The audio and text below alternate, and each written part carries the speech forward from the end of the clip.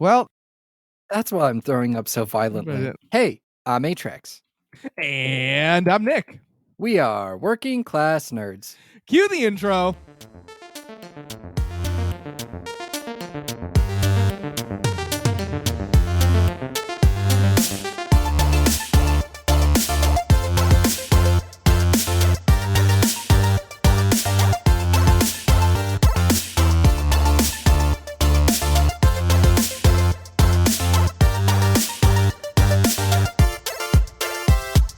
That's right, we are Working Class Nerds, the podcast that gives you no information about your favorite information.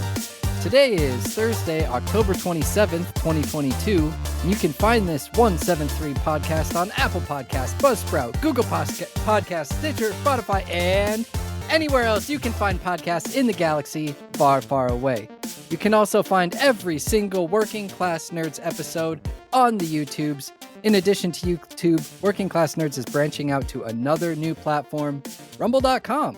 So from now on, all the top tier content that Marcus tells me to put on there will be posted. And you can watch me play video games every single Monday night at twitch.tv/NickVern51. And you can watch me continue the Monday night vibes at twitch.tv/A_ATRAX. You can also find us on social media. I am at ATRAX_A. And I'm at Nick Vern, that's NICKVR, and in this week's episode, it's the Nick and ATRAX takeover. Woo-hoo! It's the Nick and ATRAX show, the Nick and ATRAX dynamic duo, and that's right, it's a Marcus-free episode, and we are taking over. It's over. It's a conquest. No, but seriously, Marcus just needed some self-care time, which I can appreciate, because he just drove to Kansas City and then flew back and then had like a chaos of all the chaos travel stories that you will hear all about next week. I think he left. He started driving like basically almost after y'all recorded the episode last week, if I remember correctly, in that ballpark. It was something like that. He said he was leaving like 2 o'clock in the morning. So it was pretty much, I think he recorded the episode, maybe took a nap or packed or did something, and then just whoop right on out. Which is crazy because he drove for like 17 hours or something insane. Right. Yeah. Really, really long time. Like it was like 10, it was more than 12 hours. And then he got to like a friend's house. I don't remember where, in Indianapolis or something. My geography is terrible. And then it was like a 6 or 7 hour drive after that. What's even worse is he told me the story and he told me where, and I still don't remember. Yeah, he told me too. I'm pretty sure he's staying with somebody from the nerds community too. It was Free Ride. He went Free Ride. Yeah. Yes. So he hung out with Free Ride and then got in the car for another like 8 hours or something, which is bananas. Yeah, and then helped someone move into their place, and then flew home. Yeah. Oh boy. Yeah. No, wait, did he help someone move? Is that what it was? I thought he was moving someone down there. Or yes. I don't know. He was helping someone move. I forgot the context of the moving. Yeah. Which is bananas. That's why he was driving. He had a truck full of stuff. Which is like a lot harder than just driving your car. Right. It's like you're like hauling a big full truck of stuff down the highway for hours and hours and hours. Bunch of people on the road like, stop being so slow. No, he said he was absolutely flying the whole way. I believe that. Which I believe that too, because he drives a pickup truck every day for work anyways. And a lot of times he'd be hauling a trailer. So he's used to driving something giant like that. But and a lot of those roads, I feel like once you get away from civilization, it's just like corn and trees, and that's it. And like if you see a cop, like, sorry, I'm going 80, you know? Right. Yeah. Oh, well. There's no one around. Like the speed limit's 70 already. So, yeah. So anywho, without further ado, ATRAX, what have you been up to this week? That was a great rhyme scheme. I love that. That was so well done. So I rearranged my room. I actually did it, I think, before last episode, but I forgot to mention it. It looks good though. Thank you. So I rearranged my room. Go ahead. I was just gonna say it looks more like a dedicated streaming setup rather than your bedroom. I know it's still in your room, but like because you have it facing like the corner in that window, like it feels more like enclosed. Did you just flip your desk around a little bit? No, so originally my desk, if you imagine like my room is a square, right? My desk was in the bottom right corner, and it was facing towards, it was along the wall going up, right? Okay. And then Yep. the window is on the very bottom wall of the Yep. square. And so now I've moved it kind of across the room to the left corner, but now instead of being against the wall, it is kind of like in the middle of the wall, facing the bottom wall. That The makes sense. webcam is facing the bottom wall. Yeah. Right. So you're So so you're where the way you're currently sitting, you're facing towards where your bed is. no, so I actually moved my bed. My Oh, desk is where my bed used to be. If you remember okay. kind of the old setup, it's like Yep. where Yep. my bed used to be. My bed is now where my desk used to be. Aha. And then I moved some other stuff around. I had a dresser that I also moved to over where the bed is. I used to have that dresser, like my bed went right up to the edge of it, and I would just, because it's just a mattress on the floor, I'd move Yeah. it when I needed to get at the bottom drawers. Oh no. And that was annoying. Yeah. So I rearranged that, and the only thing that's still the same is the white shelf that was kind of like in my webcam. It was back into the right on the webcam, but Yep. it's in like the top left corner of the room. That hasn't moved. That's stayed there, and that probably will stay there until I need to move it to clear this left wall here. Right. I've been putting this off because I painted my room green, except for this wall, because this wall is covered in wallpaper, Mm-hmm. and I want to remove it, but removing wallpaper is a pain. You know, that's like getting vinegar water, or well, not vinegar water, but just like really weird smelling water, and spraying it onto the wall, and then scraping it off, forever. and making a huge mess and tearing the room apart. And yeah, it's something I really want to put off until I absolutely have to. So I totally don't blame you at all. I've seen people do that. I've thankfully not really had to do that. I think maybe I was stripping wallpaper for like an hour or two, and then they saw that I was terrible at it and said, "Forget it, go do something else." Oh But man. I don't remember. It was, if I did strip any wallpaper, it was for a very short period of time. But Right. yeah, it's terrible. I don't like messy processes like that. I never like demoing stuff. Like demo's fun for like the first 2 hammer smashes, but then when you realize like, oh yeah, like all the wallpaper, I mean all the sheetrock you just demolished in tile, like you have to haul all of that out of the room now and sweep up everything. It's not just like, oh cool, I get to break stuff. Yeah, but you got to haul all the broken debris out of there. That's the pain in the ass. And then you have to dump it. You have to take it to the dump, and you have to dump it out. Right. Which is also, that's like easier. It's kind of fun sometimes. But it can be a pain. I did my bathroom. My bathroom was covered in wallpaper for like years. And finally, after living here for forever, I got sick of it. I was like, I'm just going to tear it down and paint it like a generic brown, like bathroomy color, white, tan, whatever. Yeah. And oh man, I was really motivated for the first day. And after the first day, when I saw that I got maybe a quarter of the room completely scraped from the wallpaper, I was really demotivated. But I was like, well, I got to keep going, because I'm right. You're committed now. Not even close to halfway done, but oh well, it is what it is. We're just going to trudge through it. So I'm really dreading this wall, but I mean, it'll happen sometime. I don't know when. Probably in the middle of winter when it's icky out and I've got nothing to do. Yeah, when you're like between shows or something. Yeah. Yep. Speaking of shows, I have a gripe to pick with show running people. Why are all the good like shows I was looking forward to coming out right now, or like just finished? Like I feel like the past 6 weeks I've had like 8 shows to watch at the same time. Spread them out, people. Right. It was a show barren wasteland in like March or something. I forget when. I remember being like, "There's nothing to watch." Right. There was a chunk of summer where like there was nothing to watch. Maybe it was it was after Obi-Wan, right? I think it was after Obi-Wan. Obi-Wan was done, and it was before Rings, House of Dragons, Andor, She-Hulk. All started at like the same time.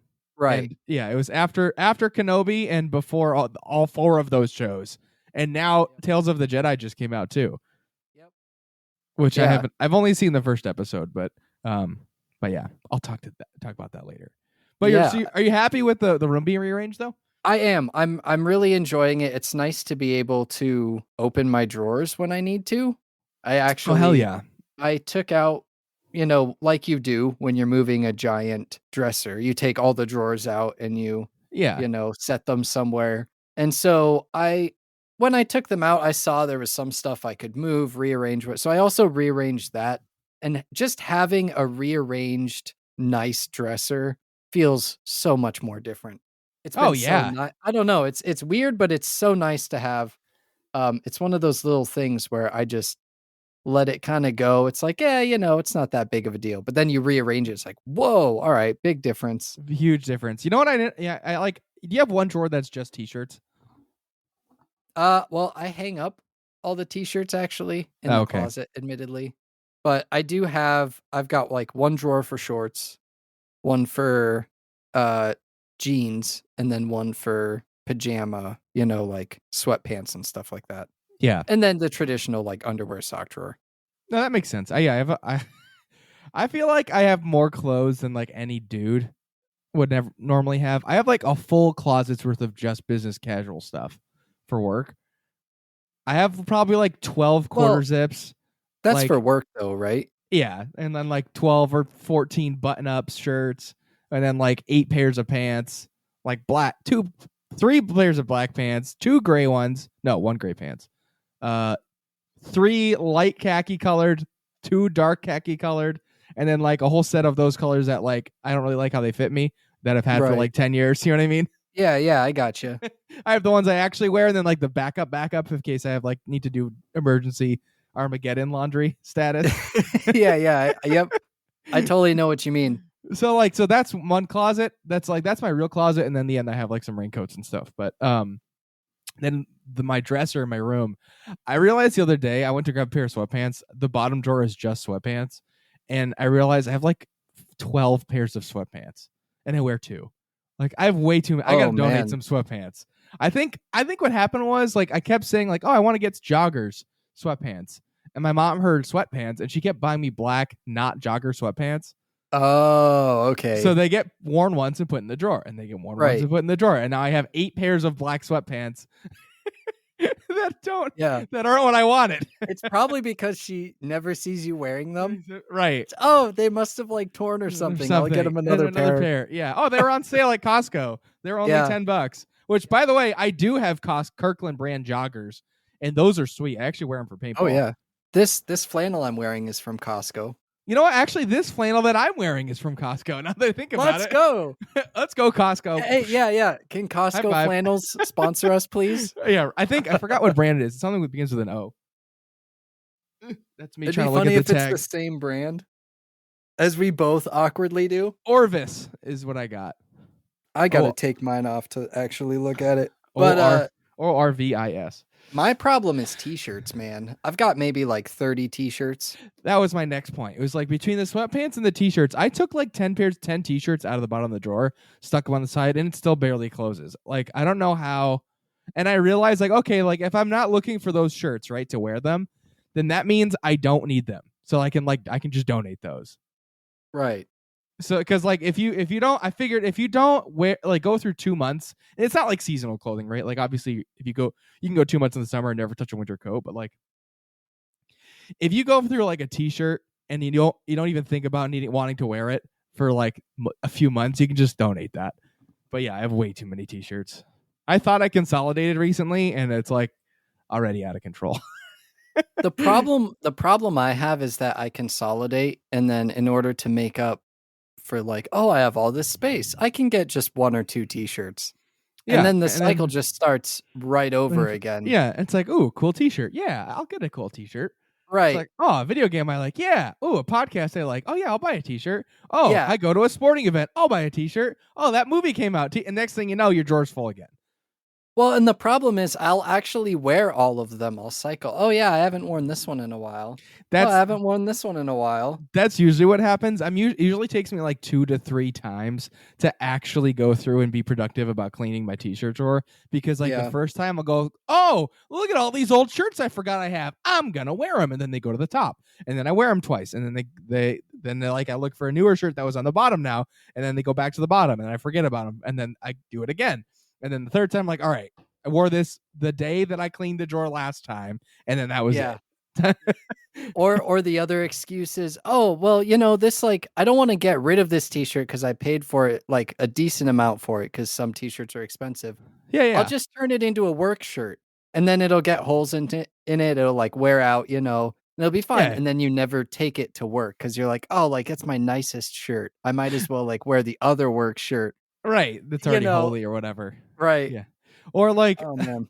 I'll give you an example of a great one like that. I think I'm pretty sure I still have the shirt, or I might have just thrown it away on my newest cleaning. So at Marcus's wedding, everybody in the wedding party had different superheroes under their dress shirt, and we all got a photo like holding your shirt open, like you're gonna turn into your superhero. It was kind of cheesy, but it was fun. So it was very, very 2014. So so I had a Flash shirt. That was my designated superhero, and I cut it into, at some point in college, I cut it into a tank top, and I had that, and I never wear cutoffs like that ever. So I had that for the longest time, just floating in my drawer, like, several times over. But yeah, I was like, oh, I can't throw that away. It's a superhero one, and then I haven't worn it in years. It's like, all right, just get rid of it. Just trash it. It's the point is the photo that you took in it, not the shirt itself. You know what I mean? Right, yeah. And that photo you can keep forever. Hopefully, maybe. I don't know. Yeah, well, it's on the Facebook, so it's there forever. Oh, yeah. Yeah, it's for sure. They won't get rid of, dude, personal information? Man, Facebook wouldn't get rid of that. I actually, I hope I don't get him in trouble, but I actually know somebody who's a software engineer for Facebook, or Meta now, I should say, who's in charge of, or not in charge of, but he's in the division where that's his job, is like when somebody deletes their account, their job is to write the code to make sure it's actually scrubbed from the internet and not like there's not stuff lingering. Right. Yeah. Lingering. Which I thought was cool. Cookies. That's awesome. Good to know that it's cleaned up. That they're actually trying. Right. Yeah, exactly. Just a little bit. Just a little bit. Yeah, they're not completely nefarious, but right. Did you record anything this week? I was going to say, speaking of getting rid of a bunch of garbage, I almost spit my beer everywhere. Yeah, I waited for sure till you took a sip. I recorded quite a few games that I had downloaded on Game Pass or just in general, because I do want to find a game that I can play and record an entire series for. I've tried 4 times now and it's failed. I haven't kept it up for one reason or another. Are you doing like a let's play or like a breakdown of the game? Yeah, the goal is to do kind of a let's play, but to make it a little bit more entertaining than just a straight recorded session, Gameplay. To put a little bit of editing spice into it in one way or another, whether it's through a meme or just, good transitioning and cutting out dead time or whatever. Right. So I recorded 3 different games. I tried Grid Legends, Need for Speed Heat, and Disney Dreamlight Valley. What is Disney Dreamlight Valley? Think of like... Is that like a Sims type of game? Yeah, I thought of it more as like Harvest Moon. Okay. Or not Harvest Moon, sorry. Animal Crossing. Animal Crossing, yeah. Yeah, it felt a little bit more Animal Crossing-ish to me. But Disney, obviously. So the premise of that one, for as far as I got into it, was you land in your I'm assuming it's your childhood imaginary land, and Merlin is like standing in front of Disney Castle and there's thorns everywhere, and he's like, how do I get rid of these thorns? And you just kind of like appear and you're like, hey, yeah. I can't hear if I'm making the noise. Yeah, you are. Oh yeah, I am. Wow, these headphones are good. I heard none of that. Yeah. That's like 3 little blips there. Okay. That was great. But yeah, you just appear out of nowhere. And Merlin's like, oh, so you must be, I don't know, like you must be special or magical or whatever. Let's see if you can help me get rid of these thorns. And so then, to no surprise, you can. And now your goal is to just help clean up Dreamlight Valley and restore it to what it used to be.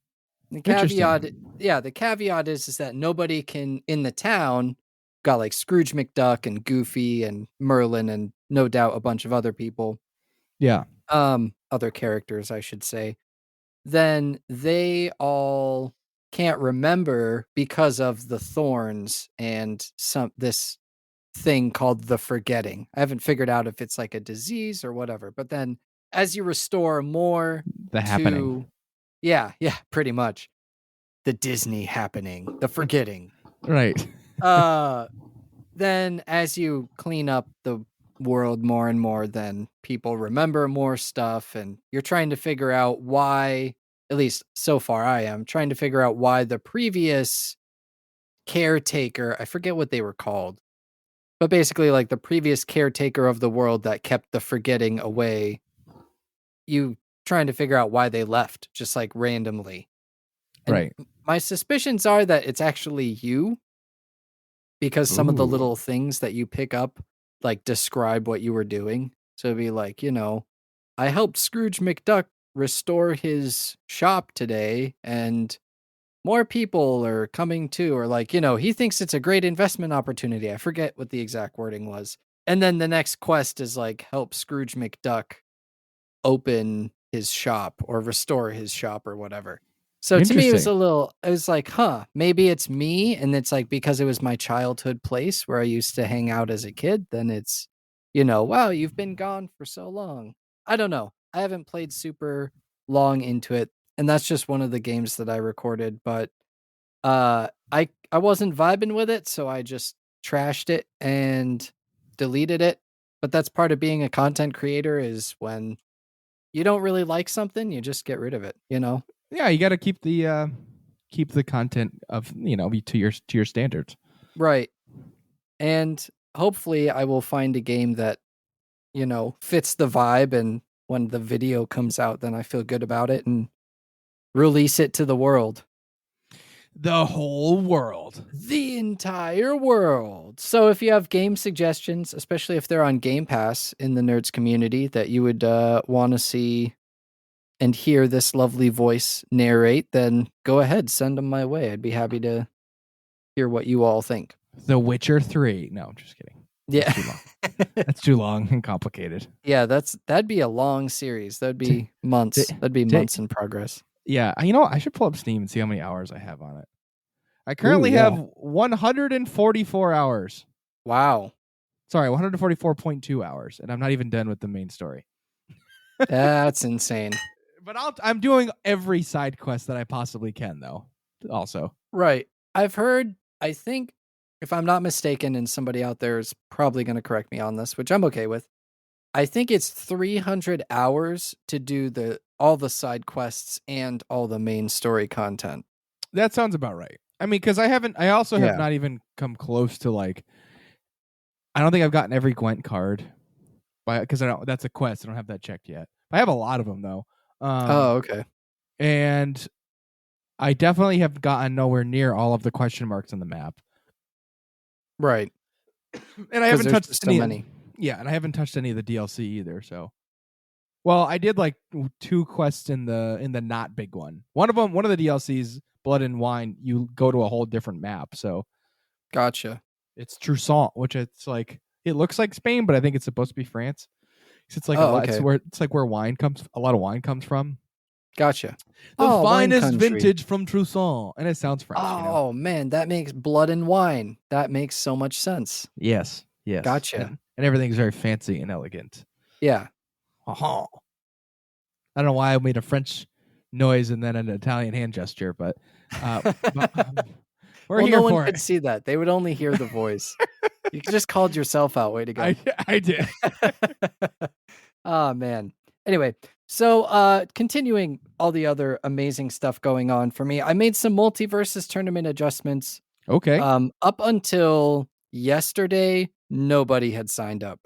And I think, I probably was a little bit overeager and didn't really think through the whole tournament part of it. Just oh, hey, we'll have a multiverses event. It'll be great. Right. But 2v2s probably discouraging people from picking up the game and entering just for fun. Right. So I changed it to 1v1 now.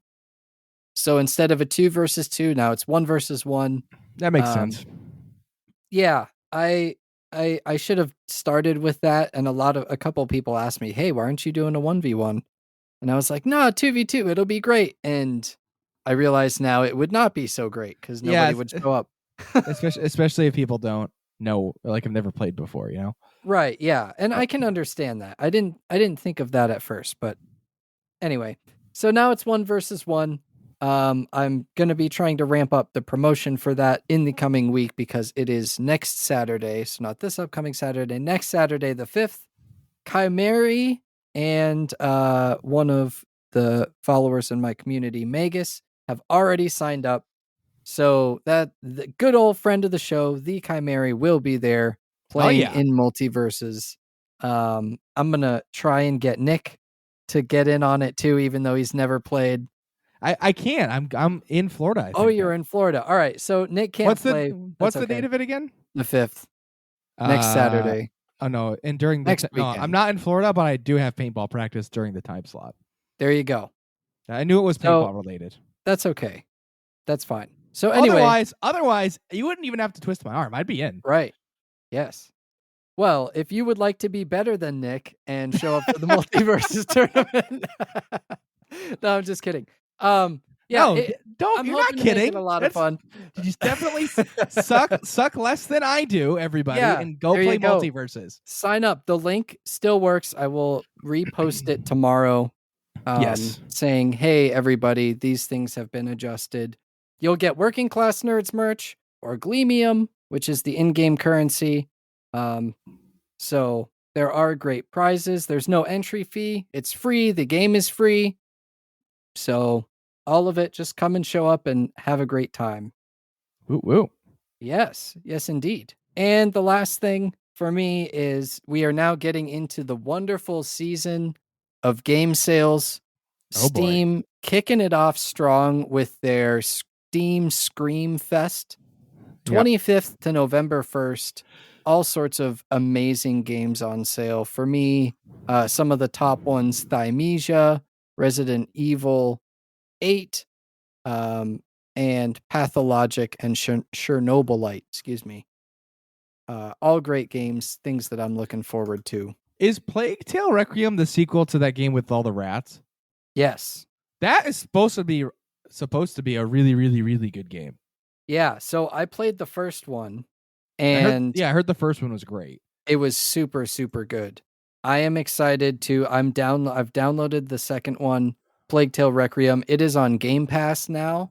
Yeah. So if you've got Xbox Game Pass, download. I think you can actually. I think there's both of them. I will double check that. But yeah, they are great games. Not a whole lot to them in terms of exploration or, things that you can do. It's pretty one-dimensional and it's pretty linear. It's a kind of a linear story.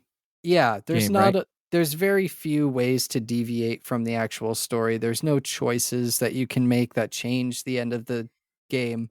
It's just a game, you play through it, and it gives you the story, and that's it. Once it's over, it's over. You can go back through. There's a couple collectibles, but that's about it. Right. That makes sense. But the story is really what makes the game shine, and I highly recommend it to anybody else. Also, recently added on Game Pass, Gunfire Reborn, a great indie. Oh, what's the correct word? Roguelike FPS game. Super, super fun to play with your friends or by yourself, honestly. Rather relaxed game with multiple difficulties, super high replayability value, and the development team really cares about the game. So I think it deserves extra support just because it's a small company making it. Hell yeah. That's awesome. And that's about it. Persona 5 Chivalry 2 also on Game Pass. So great Game Pass games. Lots of awesome stuff. Go check it out. And now for even greater stuff, Nick, what have you been up to? I got a lot of stuff to talk about. I had a crazy week this past I can't wait to hear it. So I did not stream last Monday because I had some interpersonal things happening, and I am now the most eligible bachelor in the nerds community. I regained my crown. Yeah, no hard feelings or anything. Obviously that breakup was happening like right about when I was going to stream, so I was like, well, I can't do that while I'm dealing with the fallout. No hard feelings. That went pretty well as far as breakups can go. Just didn't have chemistry with her, so didn't want to string her along. I felt bad, but Yeah, just wasn't working. yeah. But in fun news, I had the Joey Feta, aka Frozen Cheddar weekend this weekend, and that's why I could not be on the show last week, because Thursday night into Friday was Joey's bachelor party, and then Saturday was his wedding, and then Sunday I had paintball. So let me break it down. Bachelor party comes in two parts. Everybody worked on Thursday, and then everybody met up at this Airbnb that Joey had rented. So Joey's wife now, her family lives sort of between the two casinos in Connecticut, between Mohegan Sun and Foxwoods. So their wedding was at her dad's house, and actually in her dad's backyard. But it was a really big backyard, and it was actually a really nice setup. But I'll get to that later when I get to the wedding segment. But so anyways, so we wanted to another factor was that a bunch of Joey's friends, not me, I could just drive down there, but a bunch of Joey's friends were flying in because they live in different areas of the country. One lives in California now, the other lives in Hawaii because he's in the Navy. Ooh. And so like they were flying in. So he's like, okay, I'd like to do like a little bit of a bachelor party, but I kind of have to do it like the same weekend as the wedding. But I don't want to do it the night before because I don't want to be hungover for the wedding, obviously. Right. So, and it's not the friend group that's going to do strippers and stuff, where it like really get crazy. So what he did was he rented an Airbnb that was actually in a campground right nearby, like right by the casino and the wedding venue. So it was like 10 minutes from both. And what's sweet is the campground was almost empty except for us, because like it's October. So right, like, yeah, it's that time of the year. Everybody's back to school, back in their normal houses, not on, at their campground for like their vacation-y stuff. Yeah. And it was breaks also coming up too. Yeah, and also it's Thursday night, so like anybody that might go up on the weekend isn't there yet. They're gonna go on Friday. So right. Thursday night we get out of work, we go meet up at the Airbnb. It's perfect. It's big. It has like a whole porch section that's like walled off with sliders, so it's like warm and everything. So I set up an air mattress out there. There's couches. There's like two different beds. There's a pull-out couch anyways, plenty of sleeping room. And a whole back deck with like a little fire pit thing. So plenty of room for us to get rowdy, and nobody's around to complain about it. So it's perfect. But so we meet there, set up our stuff, and then we go to the casino because Joey and his brother likes gambling. I'm not usually a gambling person, but I'm like, you know what? I knew about this ahead of time. I'm going to take out $200, and if I lose it, I lose it. No big deal. I'm here to support my friend. It's like it's vacation money. Yeah. Yeah. It's part of the tax for support. You know what I mean? It's like if you went to a bar and dropped $200 on something special, right? Like, yeah. Is you're celebrating something, like, you're going to like lose the money, Right. Yep. But I didn't. Yeah. So the first thing we did was Joey's brother really likes roulette. So we go to the roulette table, and I don't know what the hell I'm doing. Apparently, so at the first, it's a $25 minimum, which is apparently is high. I put 25 chips. I put $100 bill on the table, and then get $100 worth of chips. I put 25 on black. It hits. And then the next hand, I'm like, okay, cool. So I left the 25 that I originally put on black. And so now I have 50. I take the other 25 and I split it into two different stacks. So apparently when you play roulette, there's individual numbers you can put your money on the table, red and black, and then some other stuff that I don't know what the hell that means. But I was looking at the numbers. So you can put it on the actual number, or you can put it between two numbers, or you can put it on the corner of 4 and get all 4 numbers. Now the odds are obviously lower for your payout. If you go from 4 numbers, it's like 1 to 9. Between 2 numbers is 1 to 18. And if you hit one, pick a number and it hits that exact number, it's like 1 to 36 or something like that. All right. So I split it between 2 groups of 4. I was like, I'm just doing a group of 4 near 16. It's a number I wore for lacrosse in high school. And then a number near 23 is like a different cool number. And what I didn't realize, and then what hit was and then I still had the money on black. What hit was the number 20, which is also a black number and overlaps both of the places I put money. Oh, okay. So I got paid out like 1 to 18 or something. Long story short, I don't know how the math works out, but I ended up winning. I put down $100 and I took out $300 after. Wow. Yeah. Tripled your money. Yeah. So I took, I played one other hand and lost and went, nah, screw it. Like, I'm just gonna cash out. Yeah. Right. So I put in $100. Took out 300, and that's all the gambling I did the rest of the night. There you go. It was like, Good I'm gamble. winning, casino. Yeah. But I Meanwhile, played the guys in the back are like, what is this guy doing? Yeah. The I think I played like legitimately three spins of roulette. It's like I won the first one, I won a lot the second one, the third one I lost money, and then I cashed out, and that was it. Yeah. But that was fun. So then we go back to the Airbnb. We get some pizza there. They have like a Frank Pepe's, which is like a fairly famous New Haven pizza place. They have a version of that in the casino, which was cool. We ate some pizza there, and then had copious amounts of adult beverages. I was drinking scotch. Joey and his brother were drinking beer and bourbon, and I was drinking beer as well. We were playing beer pong. We were smoking cigars. It was a grand old time. Yeah, I saw the Snapchats. I think we went to bed at like 4 a.m. or something. It was like exceedingly late. Yeah, it was pretty late, but it was fun. What I don't know what happened, because I went to brush. I set my air mattress up all nicey nice, like had my fan going next to me, had my phone charger set up, blankets, pillows, sheets, the whole thing. I go to brush. I don't remember because alcohol does that. And somehow Joey's younger brother, was sleeping in my bed, my air mattress, and I woke up at like 7 a.m. on one of the couches inside. But what's weird is I didn't have my phone. My phone was plugged in and on top of the blankets that Joey's brother Tommy was under. So like in my drunken state, I must have just like he was also very drunk. Just like fell on the first bed that he saw, which okay, fine. But what's weird is, why didn't I tell him to get up or anything? Like in my drunken state, I was just like, oh, okay, guess I can't sleep there, and just like found a couch. Right. You're so nice, Nick. Apparently, blackout drunk Nick is as nice as normal Nick, for the record. Yeah. Well, that's good. Yeah, it was fun. So then Friday, the next day after this, I took Friday off from work, obviously. Because I knew about this like 6 months ago. But Friday, we, hungoverly get up, go to breakfast, found an amazing Mexican place. We had like awesome Mexican breakfast, which also had good pizza. I have to remember the name of it. It was like JoJo's or something in Connecticut. But did you have breakfast burritos, or were they just normal burritos that you had at breakfast time? So one guy had a normal burrito that he had at breakfast time, and someone else got a breakfast burrito, and I got what was described as Mexican eggs Benedict, and it was like it was like an English muffin. The hollandaise sauce was chipotle hollandaise sauce with like a little bit of like Mexican cheese in it or something too. It was awesome. And then that sounds really good. Instead of ham, it was like a Mexican chorizo. So it was like Mexican sausage that was kind of spicy, but it was different than like Portuguese chorizo. It was ridiculously good. And then potatoes and everything.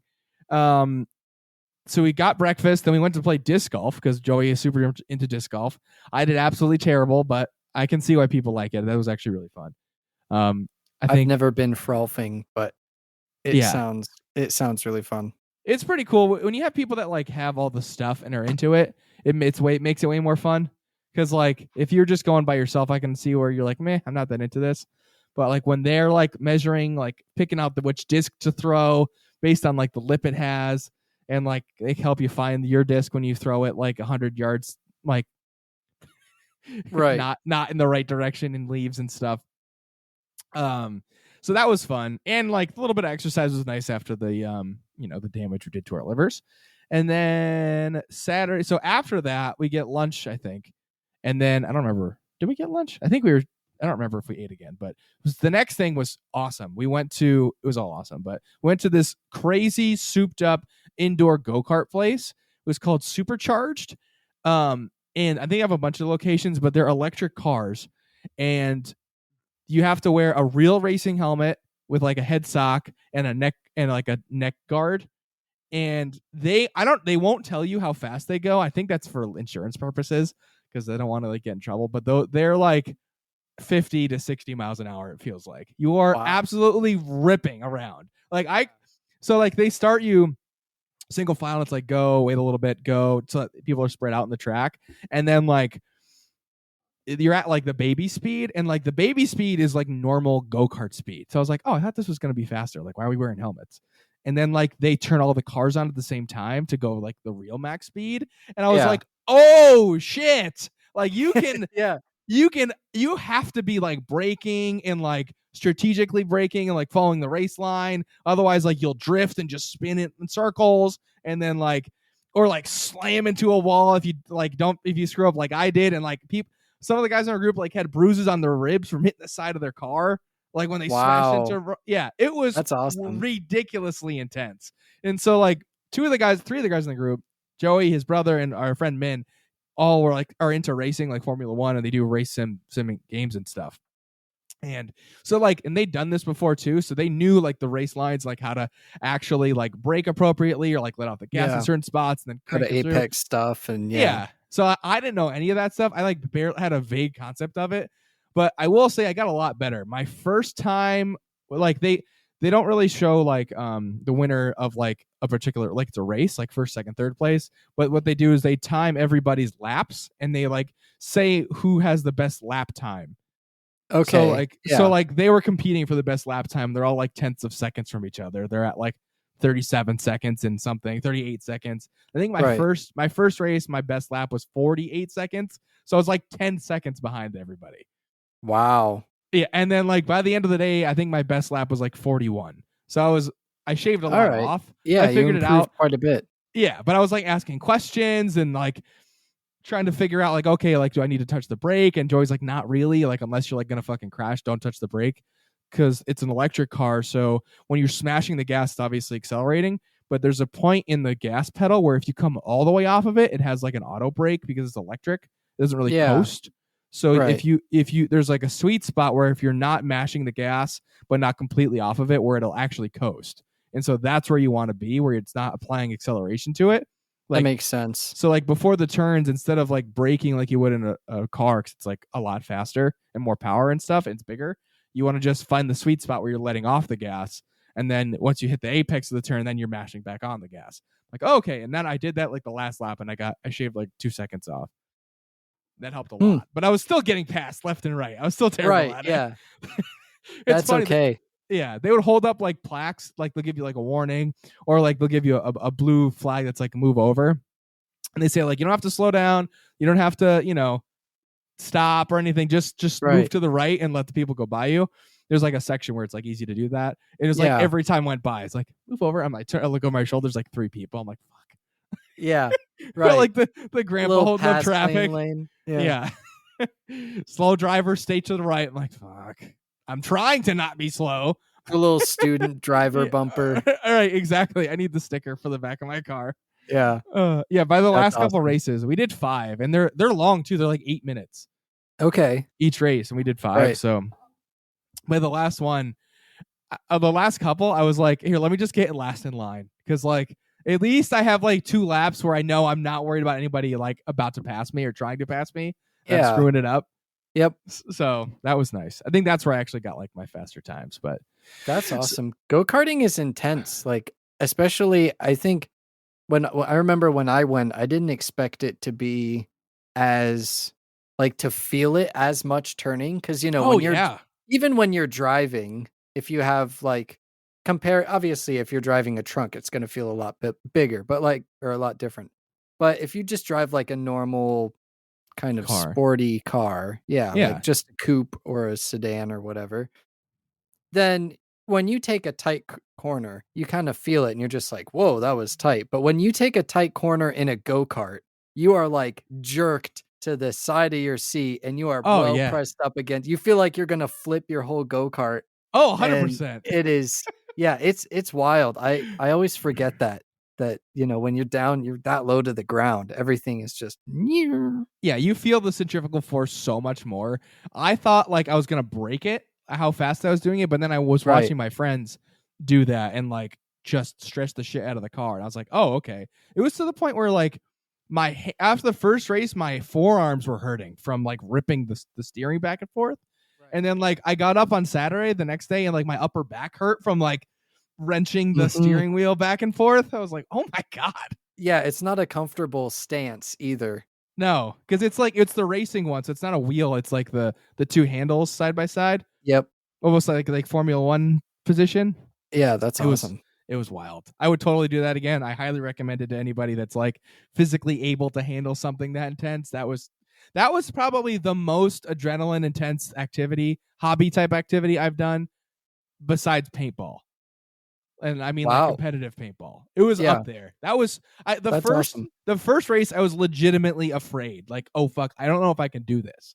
Wow. Because I'm gonna get hurt or like I'm gonna break flip or something. Yeah. I've only recently learned like how intense racing is. I always thought, you always just assume. I think the kind of general consensus or thought is like, yeah, NASCAR, they go in a circle, but right. I've learned you think Formula of like One, Ricky Bobby from Talladega Nights, right? Like, gotta go fast. Yeah, that's and maybe the movie is why. Maybe that's why I think that way. But yeah, like Formula One and GT and stuff. I've especially been watching the GT World stuff a lot lately. That's intense. That's crazy. Oh my God, yeah. I remember I saw a TikTok where one of the one of the drivers was describing all the buttons on their steering wheel, and it was like all these factors that like I don't even know what that means. It was like brake pad friction and like maybe that's not even a thing, but it was like weird stuff that I had no idea. Right. Like and what that even means. Never mind how it would affect the car and how you would want to change that mid-race while you're flying like 200 miles an hour. Yeah, for me, the biggest one that I learned is why they sometimes you'll see the cars, like, especially in the warm-up. Oh, they swivel, laps, right? They swerve back and forth. What are they doing? They're warming up the tires. Yeah. And I'm like, why would they want to warm up the tires? Well, because the tires are cold. Well, so what? Well, when the tires are cold, like the car has a different grip than when they're warm. And it feels like, slippery. Mind absolutely blown. I was like, that makes that big of a difference? Like, yes. Yeah. Like I knew tires in general. Yeah. If you go on a racetrack with studded tires, you're not going to go very far or something, something like that. But I didn't know the temperature mattered that much. I didn't either until so obviously the first couple races I'm a noob, but by the last one I actually saw one of our friends do that, like swivel back and forth in those cars. I was like, why did you do that? I saw that earlier. Like, are you trying to maintain speed while you're close to somebody or something? I thought maybe like the distance you're traveling when you swerve is a little bit more than a straight line. So like, I don't know. Right. So I was trying to figure out something because I don't know what the hell I'm doing. And he was like, no, I'm warming up the tires. And it's not that relevant for this because like you're not going to warm it up that much in a go-kart per se. But I was but that's why the Formula One guys do it. And then Joey was like, oh, you didn't notice like the first lap you always slide around a lot more? I was like, no, because I'm sliding around every lap because I'm terrible at this. But yeah. But like the last race, I paid attention to it, and I once that's also when I knew like how to do it better, and I was drifting a lot more. And then like the second, third lap, I was gripping around those corners better. But yeah, I highly recommend it. That was so fun. So after that, we also I forgot about this. Friday night, we go back to the Airbnb because we had it all weekend, and we play Coup. You ever play that card game, Coup? Coup? No. COUP. Actually, did I unpack it? No, I think it's still in my bag. No, I've never even heard of it. It's really fun. I think it's more fun with like 4 to 6 people. And you can play 2 to 6, but I don't think it's fun with 2 people. 2 or 3 is not that fun. But it is like a lying game. It's not easy to explain, but it's a really, really fun game. It's almost like bullshit mixed with Clue. All right.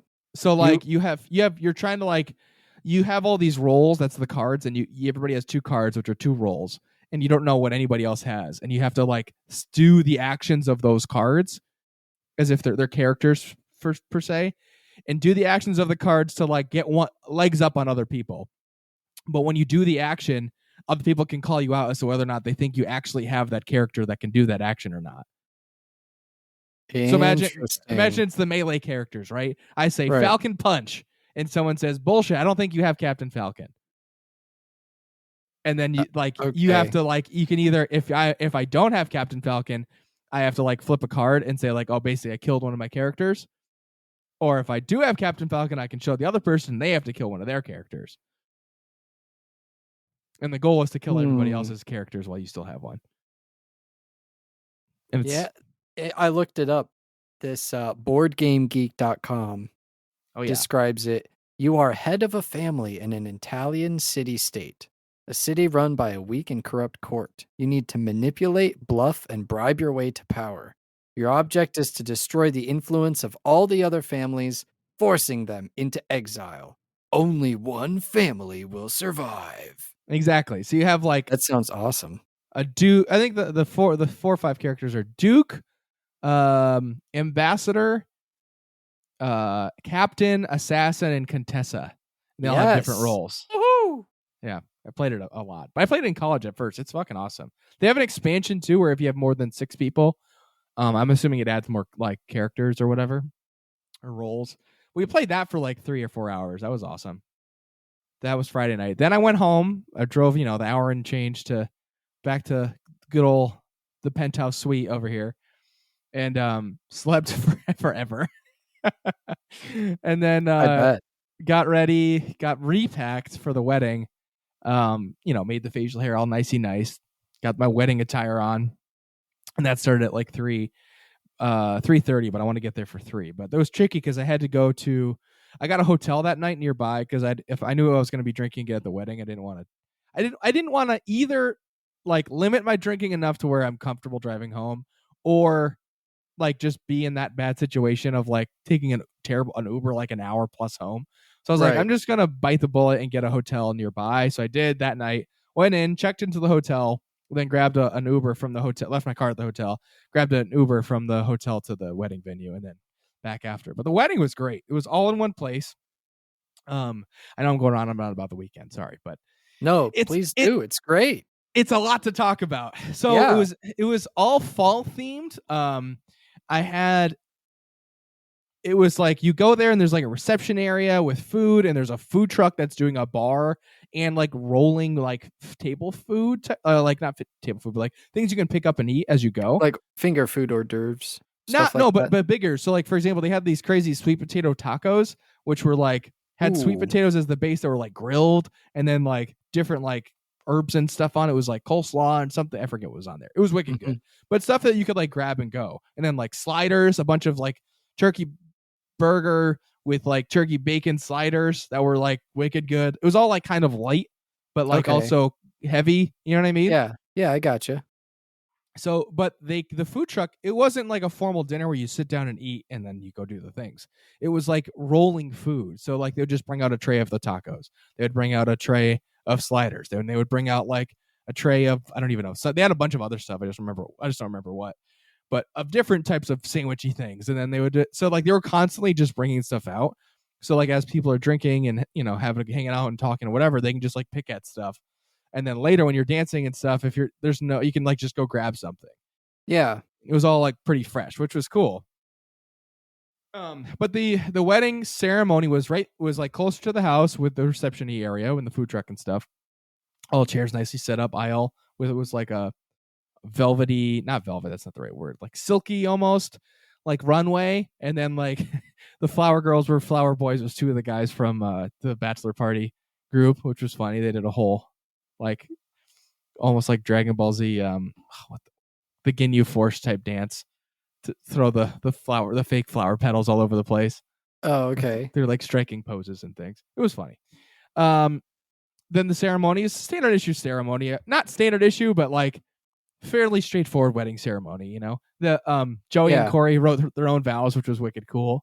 I got a nice video of Joey's like reaction, which I'm pretty proud of.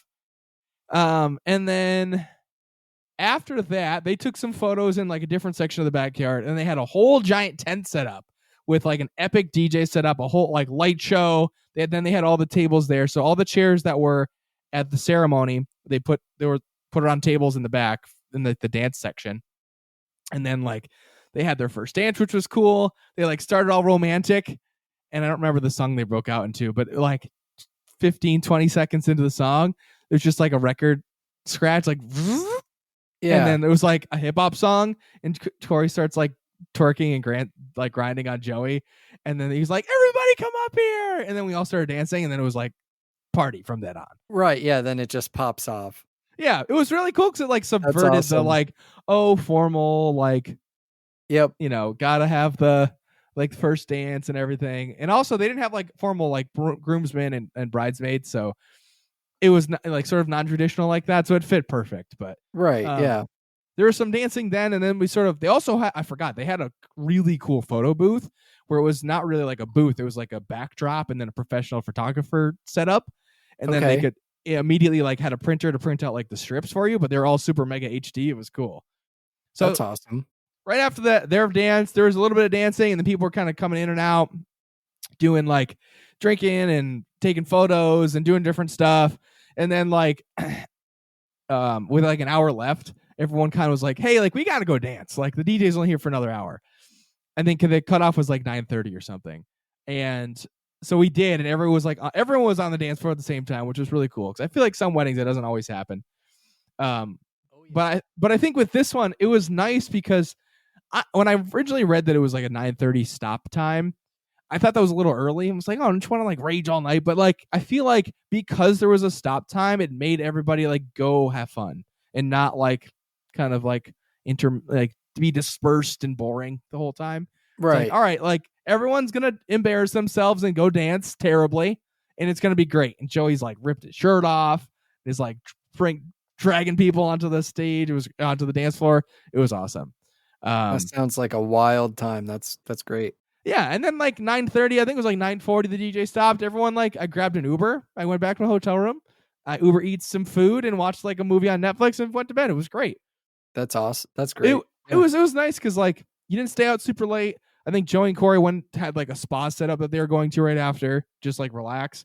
But it was like it felt like it was enough time, but because there was a time limit, like it made people like appreciate the moment more, if that makes sense. Yeah, absolutely. At least for me, it did. And it seemed like that was kind of the vibe. It was like, hey, like let's go appreciate this. So yeah, I think I was gonna say I've been to some weddings where they don't have like an end time, and as one of the closer friends, then you want to stay around and maybe like help clean stuff up afterwards or whatever. Right. And then there's just like there's some people that are there till like 11, 12, 1. And they're all having a great time, but you're sitting there, you're like, I really, really want to help you wrap all this up, but I'm exhausted. I want to go home. Exactly. So I imagine like having that end time too, then like, okay, well, what if I stay an extra hour to help clean up? Then that's 10:30. Things like that. It's reasonable. Yeah. Yeah. So I think Joey I think they were. No one really stayed to clean up. I don't if they did. I did not, and I feel like a jerk now. But I thought my impression was everybody, including the groom and bride, were leaving. So right. Yeah. Well, so especially if you have it all set up and done for you, then you just leave. Yeah, because so that was I just called an Uber. It was like 7 minutes away. I'm like, wow, that's shocking. All right, let me go say bye to everybody quick. And then like said bye to everybody. Got in the Uber, went to the hotel. And then, so go to the hotel, order some food, just like chill out, go to bed. And then I had paintball practice the next morning. So I had to leave by like 7:30 or so. I had to get out of the hotel to get there on time. Then I checked out a really cool tavern that was like all authentic from like 1820 on the inside. It was all like raw wood and like a copper bar. It was wicked cool. I didn't know that was there. It was right near the paintball field. It's called Bidwell's Tavern in Coventry, Connecticut.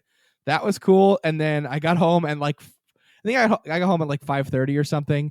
And I was completely and utterly exhausted. I was like falling asleep at the bar. I'm like, guys, we were getting lunch. I'm like, I gotta go. Like, I know you guys are hanging out for a while. I was like, I've had a wild 5 days. Like, I'm sorry, I gotta leave. Yeah, right. I've been partying all weekend. I've been partying. Oh yeah, and Wednesday night before all this started, my dad brings out oh my god, the Sunday previously, Joey Feta and I went to Treehouse to get beer for the bachelor party, and so like I had a bunch of Treehouse, and of course I got some for Marcus. So Wednesday night comes, I bring Marcus's beer. We meet up for guys' night, and then my dad's like, "Oh hey, I got this new bourbon to try too." And I was like, oh, great. So we're drinking Treehouse beer, which is like 8-9%, and bourbon. I was like, we ate too, but we were drinking then, is what I'm saying. Then, Right. then Thursday, bachelor party, crazy drinking. Friday, like crazy activities all day. Finally sleep. Saturday, get up, go to the wedding, crazy again. Wake up in a hotel, go to the paintball, go to lunch, and then finally come back home Sunday. And I was just like a vegetable all Sunday evening. I didn't do anything. And then back to work on Monday. It was wild. Wow. That was the crazy weekend. That's a memorable one, though. Oh, yeah. That was awesome. I loved it. And I'm really happy for Joey and Corey. That Corey's Joey's wife's name. It was a great wedding. I feel like all their friends were there. I feel like everyone had a really, really great time. I wanted to say, too, it was a backyard wedding. And I feel like when you envision a backyard wedding, it's like not elegant. And it definitely was still, where they dressed everything up super nicely. So that was really nice. But also it was nice because you didn't have to go anywhere. Like I've been to weddings where the ceremony's in one section, then you got to drive to a different area to like a hall or something for the reception, and like or like the ceremony's on the beach, and then you got to go take a shuttle somewhere else, and like you gotta like I had like stress I'm gonna miss the shuttle or not or whatever. So having everything like, oh no, you walk 100 yards and there's the dance floor, or you walk 100 yards or like 50 yards, there's the bar. Having everything like right there was super convenient, and it was nice to like. It made it feel like close knit, like it was like almost like a family event, Right. rather than like a awkward gathering of people you kind of know, kind of don't. But, whew. Anyways, I streamed on Monday too. In addition to all of this, yeah, also streamed. I did. I went to work Monday. I actually did a couple things productively, shockingly enough. And then I streamed for a little bit. I did cut it short because I wanted to watch Monday Night Football. The Patriots were on. But I've got all the contracts done for the base game, which is cool. At least all the ones I discovered. Maybe I missed a couple or something. But I also finally got the Geralt of Rivia Gwent card because I didn't realize there's a special quest to get that. And I got that, which is cool. Let's go. I have a Gwent card of myself. And then, yeah, so I have like 4 or 5 Skellige based side quests to do before like I start that last story mission. And then then it's like whatever the story mission is, and that's it. So, right. So that's exciting. I'm close to the ending there. And also the House of the Dragon season finale was on Sunday, and I just finished watching it like 20 minutes before we started recording. And fun fact, this episode, we were going to break down House of the Dragon, but then I realized Marcus hadn't seen it at all, or maybe like one episode. And my sister Ariel was going to come on the show as a guest to analyze it. But then she had like a crazy like thing she had to study for tomorrow that she forgot about. So she's like, I really shouldn't come on the show. And I totally get it. It's fine. She's in grad school to do like neuropsychology things, to be able to read people's minds. That's pretty cool. Yeah. You want another fun fact about it? Yes. I also binged the first 8 episodes between last night and today. That's impressive. So yeah, I was like, oh wait, shoot, I forgot. I have to watch the House of the Dragons for this episode. Right. I forgot. And actually I wasn't able to. I thought my family had their account still, but I guess not. So I had to text. I texted you and also one of my other friends who had offered like, hey, you ever want to use my HBO Max? Go ahead. Yeah. Is that offer still standing? Can I look it up? Yeah, no problem. I was like, all right, great. I need to binge watch House of Dragons before tomorrow. He's just like, dude, you're crazy. Cause I guess it's 10 hours in total. Yeah. I got through 8 of them last night. It was like 3 a.m. I had watched up to episode 5. And by episode 5, I was just like, if I watch any more, I'm not going to remember. Right. I'm just not. Yeah, totally. So, but it's good though. I mean, I enjoyed it anyway. It's a great show. It's very well made. I love all of the VFX in it. I think it's very well shot. It's very well choreographed. Agreed. Even though, like, I know that Game of Thrones, I don't know if it's House of Dragons, but like Game of Thrones kind of has the joke and the memes behind it of like, oh, there's this green screen of this person's hand, or there's the coffee cup that got left out, But Right. how much they have to deal with, it's amazing that there aren't more mistakes than there. Right. Yeah. No, I think the coffee cup was just one thing. I Right. think actually there's another shot where it was a guy wearing jeans in like the very, very back left of one shot. Oh. He was like holding a boom arm or something, or I forgot what he was doing, but he was like a dude with like a t-shirt and jeans on. It was clearly crew that just like knew it was supposed to be like 3 steps to the left, and he wasn't. Yeah. Well, and I thought there was one where, like, I guess someone's fingers weren't green screened out properly. I think it was in the House of Dragons. I forget what Viserys, his 2 fingers when they're like rotted away. Oh, I think really? there's one scene where like he goes to grab something and the green screen, like you can see him wearing the little green, like finger or whatever. Yeah, The I'll see little if I like can finger look it up. condoms. Yeah, the little green finger things. I can't. I think that's what it was. That I sounds think about it was right. him. But yeah, so there are some visual effects kind of foibles, follies, if you will, but overall super impressed like with the way the dragons move, and like that scene, all of the scenes with the crab people or the Right. crab guys. Oh yeah, All, that was cool. that was all just super well shot and super well done. I thought I really was impressed with the whole show, especially so like I was watching Rings of Power at the same time, and I'll keep it pretty relatively spoiler free here, but Yeah, like Rings of Power is a terrible show. I'll say it off the front end.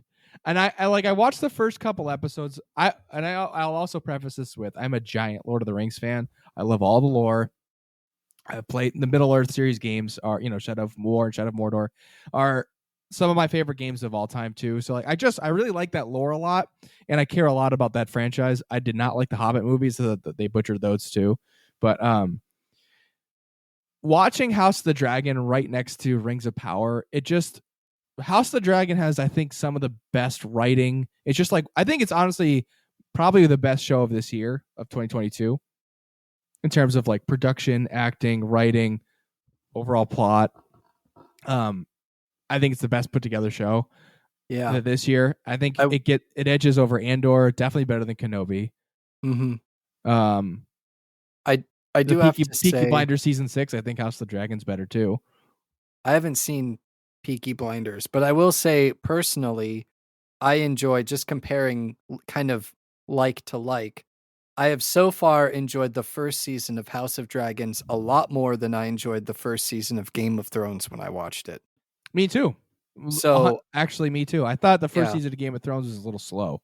Actually, it was okay, but I don't know. This House of Dragons is just. I agree with you there that so far from all the shows I've seen released as well, House of Dragons takes the cake.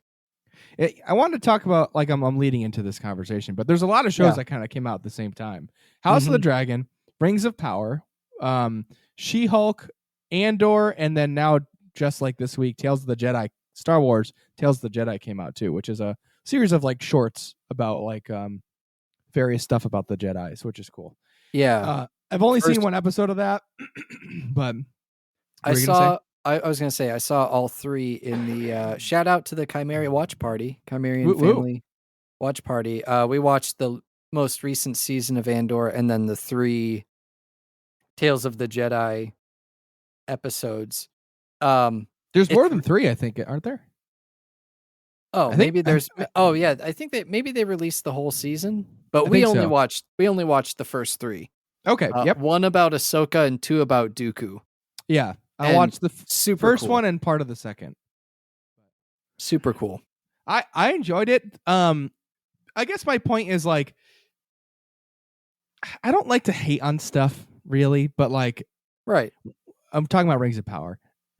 You put the budget for that show is like $750 million. It's almost a bill. I think it's $1 billion was the rumor, with like all the extras or like maybe salaries or something. Like you're spending $1 billion on a show, and like they had a rookie cast of writers on it is the rumor. Like the people that wrote the show had never written a show before.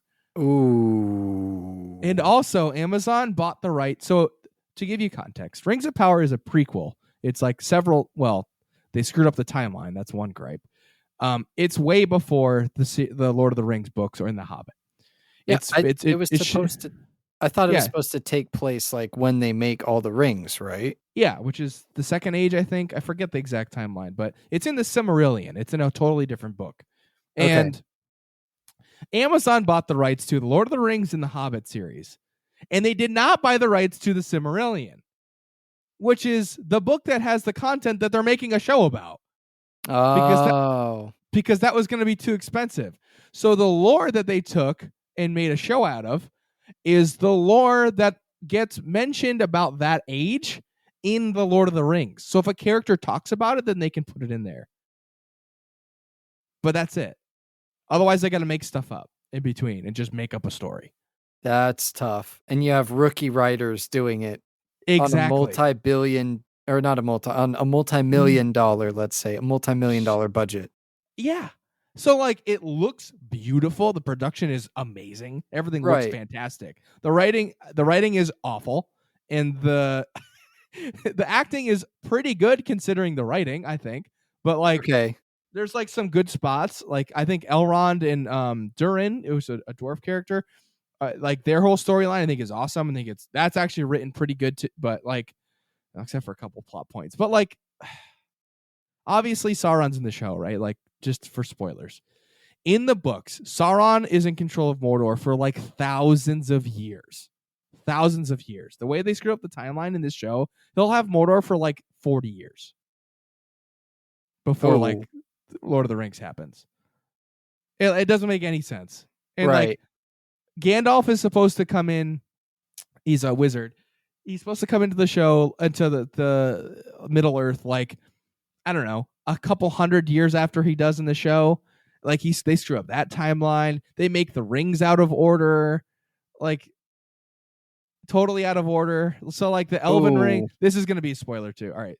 So the Elven Rings are supposed to be made last, and they're not corrupted by Sauron because Sauron didn't make them, didn't help make them. He made the rings for men and dwarves first, and like he had a direct hand in those. And the story in the book is he was disguising himself as somebody else. He was Elandar. I forgot the name of the character, but he's like this elvish god figure, is what he was as he was disguising himself as. That's his shtick. He's the great deceiver. So he was supposed to disguise himself as this elven god. So he was helping men and elves make these rings of power, and to like make them prosper and make them live longer, kind of like the elves who live way longer than they do. But secretly, he uses those rings to corrupt them. Then the elves figure that out, and they make their own rings of power. And because Sauron didn't help them, the elven rings don't get corrupted. That's why, like, I forget her name. Galadriel has a ring of power on in Lord of the Rings. That's like, it's like made of mithril and stuff. And like, that's why the elves don't get corrupted. But like in the show, they get made first. And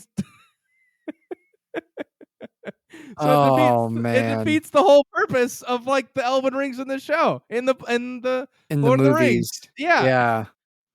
The whole shtick is Sauron's supposed to make the other rings first, and then he makes his own ring to control them in secret in Mount Doom because he's already got Mordor. Then, oh my god. Anyways, so it's a big mess up. I'm hearing 100%.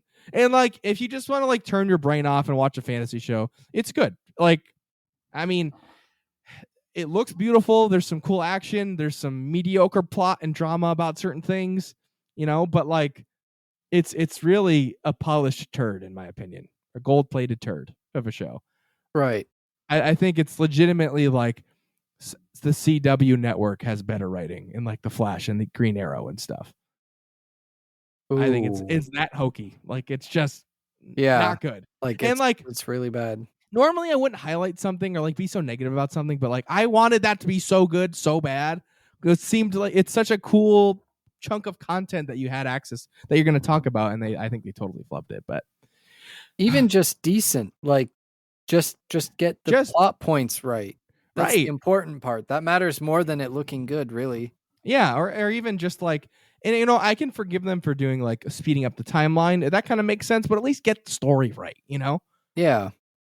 I don't know. And maybe they'll fix it later, but boy, it seems like a mess to me. But on the flip side, House of the Dragon is incredible. She-Hulk was surprisingly pretty good. I think it was a little cheesy, but that's kind of what it's supposed to be. There's like a lot of fourth wall breaks, but that's how the comic books are. Okay. I enjoyed that. It's a little on the nose, sort of patronizing with like feminism-y things, but not too bad. Right. That's just my taste. But like otherwise, I thought that was pretty good. I enjoyed that show. If that's not something I'm expecting to win like Emmys for dramatic acting and things like that. But I think they did pretty well with the story and the plot, and it made sense. And I thought that went well. That's another one where it just needs to be average.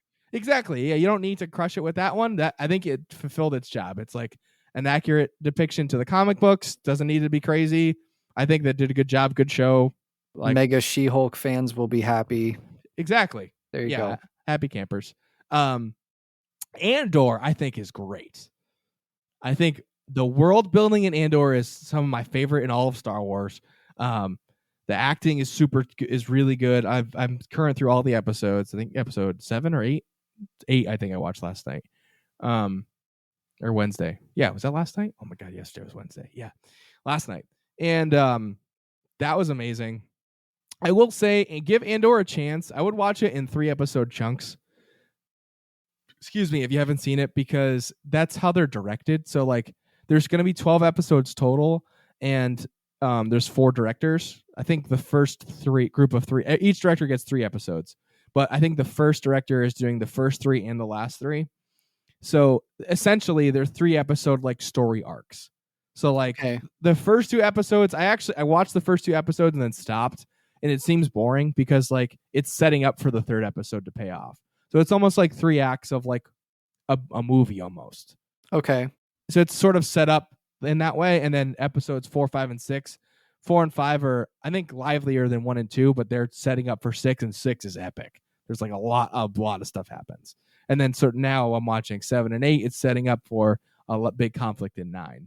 So Andor, I think that's my only gripe, is if you watch 1 episode at a time, it's a little slow seeming. But if you know that like that's the creative process, it's going to be 3-episode arcs, then it's way better. And the payoffs are great. It's worth the like, sort of set up episodes for the payoffs, and at least in episodes 3 and 6. Right. And it's cool because there's no Jedi, but it still makes Star Wars really cool. Like, I think it does a similarly good job as like The Mandalorian. It's a different show. It's kind of apples to oranges, but. Mm-hmm. And Marcus has said this a couple times. It's a little bit grittier. Mm-hmm. It's not as, I wouldn't say kid friendly, because I think kids could watch it. Yeah. But it's not as, I don't know. It's just more for like teen. I think it would cater more towards teens and adults now. That, there's a lot of, like you said, there's these 3 episode arcs, but also there's a lot of like conflict. There's a lot of setting up for stuff. There's a lot of, foreshadowing, and there's a lot of, there's also a lot of really heart-wrenching moments in there too. Oh yeah. There's a lot of really sad moments in Andor. Yeah. Good, but sad. Yeah. They make for good story, but it's like more mature content, I feel like. Yeah. In terms of like the plot and things, just what happens, like adult themes, like being like stuck in a office job. Well, that's more recently, but yeah, I don't know. I'm enjoying Andor. It's a unique show, I think, compared to other Star Wars content, and I'm enjoying it. I really like the grittiness, though. It makes you feel like you're in, whatever planet they're on. Yeah. The world building's great, but anywho, that's all I had for my week. Finally, after the marathon, you had to catch up 2 weeks. I did. That's true. I had a lot of stuff. In AIE news, do you like Star Wars: The Old Republic? Do you like Destiny 2? Do you like World of Warcraft? Do you like Guild Wars 2? Do you like Lord of the Rings Online? Do you like Final Fantasy 14? Do you like being a nomad and playing all kinds of different games? Then AIE is the place for you. So we have a guild calendar at AIE-guild.org that shows you when you can play any of the weekly fun nights for any of the games that we just listed, and many, many more. And if all this sounds fun to you, go to aie-guild.org, get our Discord information in the top right-hand corner of the website, and ask for a guild invite. Whether or not you play Star Wars: The Old Republic or any of the other games that we play, including but not limited to Destiny 2, Guild Wars 2, World of Warcraft, Final Fantasy 14, Lord of the Rings Online, or being a nomad, we would love to have you. Come join. And with that, I need a cough drop and to go to the bathroom. So we'll be right back. Jeez, Nick, hurry up. We're trying to finish this podcast. And we're back. So today, with Marcus being gone and ATRAX and I hosting the show without a guest, we thought we would dive right into answering questions from you. That's right, you. That's right, you driving in your car, listening to Working Class Nerds right now. Sitting on the toilet pooping. Exactly. We're talking. We're talking to you, the community. So that's right. It's time for Working Class Questions. And first up this week, a question comes from Tarquin. And Quinn asks, what is your most nostalgic song? It doesn't need to be good. It just needs to be nostalgic. And I have two right off the bat. Yeah, I also have two right off the bat. That's funny. You can go first. Yeah, I was going to say, since you asked, I'll go first then. For me, the two most nostalgic songs are Boulevard of Broken Dreams by Green Day.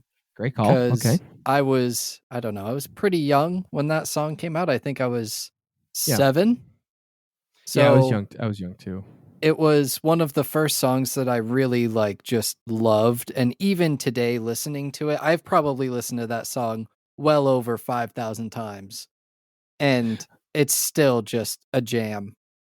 Absolutely. That came out in 2004, everybody. Yeah. And I was 9. So I'm officially a fossil. Yeah, same. 2004, I was 7. What? Yeah. What was the second song you were thinking of? The second one is a song that no one's probably going to know. It's called Utopia by Smiley. It's just like a feel-good EDM song. And it's from a game called Pump It Up Pro. And actually, it's from many dance games well before that. Oh, yeah. But it was my favorite song on that dance machine. It was easily the most played chart that I've played. I still know a majority of the steps to it for Pump It Up. And yeah, every time I hear it, I can take myself back to it. I used to play the dance game with the guy who made the song. And he was a developer for the game. Yeah. Out where we used to live when I was younger, we would go to the arcade, and that's where I guess some of the developers lived in the area. So it was cool. Got to hang out with them and just play the game. And yeah, that's wicked cool. Yeah. Yeah. That's a pretty awesome thing. That's one of my favorite memories is all things associated with dance games. So that's highly a nostalgic song for me too. What were your two? Mine are cheating because they're theme songs, but I was going to say the Pokemon theme song. Oh yeah. Pokemon, gotta catch 'em all so true. Your courage will pull us through. Anyways, that song. And I'll teach you Pokemon. We're gonna get DMCA'd now. Don't worry. I think I was so off key that we'll be fine. Yeah. So that, and then the Rock the Dragon, the Dragon Ball Z intro. Oh yeah, that's a good one too. I'm not gonna sing that one, but it's a lot of guitar intros. But also, you know what else is a jam that I forgot about is the Power Rangers original song is like a good heavy metal song. Oh yeah, the original Power Ranger song. I'm really dating myself, but I'm thinking that's the first couple things I thought of nostalgia was watching Pokemon the animated show, and that song would come on at night, after school, and then on the WB network in between. What was the Animaniacs? I think was another show on. Oh yeah. What else was on that? I think there's the Batman animated show was on that network. Maybe the Flash, or maybe I think it was Justice League. Yeah, He-Man. But it just takes me. That's the first couple things I thought of because I'm into music, but I wasn't super into music like that when I was younger. I was into more like shows and games and stuff. So like the things that like are super nostalgic, I think of like shows that I really liked. Yeah, for me, music really hits like as a teen. Yeah, me too. That's when I really. But it's funny that you mentioned some of the old shows. There's a show called Rocket Power. Oh my god, I used to love Rocket Power. Rocket Power. Wiggly, wiggly, wiggly. Yeah. So that now that you mention it, that specific sound, the Rocket Power, and then the ending, like guitar riff. Yeah, and it had like seagulls in the background. It was like la, as it kind of like faded out. That's another nostalgic song too. Absolutely. I used to watch a lot of Danny Phantom and like Fairly Odd Parents for Nicktoons. Yep. I always wanted to be Danny Phantom. Really? Hell yeah. For me, it was Timmy Turner. Oh yeah, Timmy Turner in Fairly Odd Parents was great too. Having fairies would have been sick. I'm respecting your privacy by knocking, but asserting my authority by coming in anyway. Yeah. Oh, that's great. Great question, Quinn. Yeah, great question. Stas. I was gonna say Stas. Just moving right along. Asks cake or pie. If they're side by side and it's not a birthday or something, I'm probably a pie person. Same. Like a good blueberry pie is like from Lyman Orchards around here is wicked good. Yeah. Like a pumpkin pie. Key lime. I'm not into key lime, but I do respect it. Right. Oh, that's good. Yeah. A pie for me. Cake is like, it's not often. I don't think I've ever in my life been like, you know what, I could go for some cake. Yep. But like pie, I'm like, ooh, yeah. It's like a birthday or something. And I'm usually like, okay, that's fine. I'm never like blown away by cake. It's usually a cupcake for me. That's fair. Cupcakes can be great. And I was going to say, although I will correct myself and say a cheesecake can be pretty epic. A really good cheesecake. I feel like a cheesecake, and that's what I was going to, my second point in that thought bubble was going to be like, but a cheesecake is way closer to a pie than it is to a cake. I would agree with that. Because it's like you're molding it in a pan anyways, right? And then you've got the filling. That's what makes up the cake. But like that's really almost like a pie anyways. Yeah, I feel like it does fall into the pie category more so. Because when I think of cake, I think of like fluffy layers with frosting. Right. It's almost like a specialized type of bread with frosting versus like a cheesecake is like poured into the mold with like a crust and then like bakes into like that solid consistency like a pie. I think a cheesecake's got to go on to team pie, and that really solidifies my position. Yeah. Oh, same here. Yeah. But if cheesecake goes in the cake category, then I almost want to say cheesecake. I feel like 9 times out of 10, if you offer me a cheesecake versus any other pie, I'm probably picking cheesecake. All right, so cheesecake supreme, which we feel it goes in the pie category, but if it goes in the cake category, then it is cake. Agreed. I think that's a great way to answer that. Wonderful. Moving. I just learned something new today. I feel like is cheesecake a cake or a pie question is almost like, is a hot dog a sandwich? Yeah. And I feel like the answer is yes. Technically, yes. And I don't know the definition of a sandwich, but anyways, we'll move right along before we get too into the philosophy. The philosophy of food. Doritos asks, what is the working class would the working class nerd team consider adding a technology review every month or so, i.e. review microphones, stream decks, mixers, editing software, etc.? Well, I can answer that right off the bat. Probably not, because unless the dynamic changes, only because we don't have that many products to review. Yeah. Like I've used 2 microphones ever. I've used the Blue Yeti, which I did not like, and then this one, the Audio Technica. I can't read the small print. AT2000 series. Yeah. And 2005. I've only ever had headset mics and this Wave 3. So there wouldn't be a lot to review because I don't have a lot to compare it to. Not through lack of interest. I think if I had like a sponsorship of like people sending me stuff all the time, I would gladly review it. Yeah, like Doritos, if you want to fund this technology review, then like maybe feel free. Yeah. But no, only because I don't have we don't have the stuff to review. I will give the caveat that it would be cool to do a game review, almost like a book of the month club, but maybe it wouldn't be every month. It would be like every 3 months or so, where it's like we all have a game that we play for, 10 hours. It's like, Right. all right, well, in that 10 hours, what was your thought on it? Yeah, like a Game Pass game or something. Yeah. Yeah, That'd be fun. something cheap or like, bargain bin game or whatever. I don't know. But Right. I think it would be cool. I don't think any of us have the time for it, which is really like probably the big thing. The limiting factor, right? Yeah, I think it would be cool to do game reviews. I don't know about tech reviews. But that's a great question. Agreed.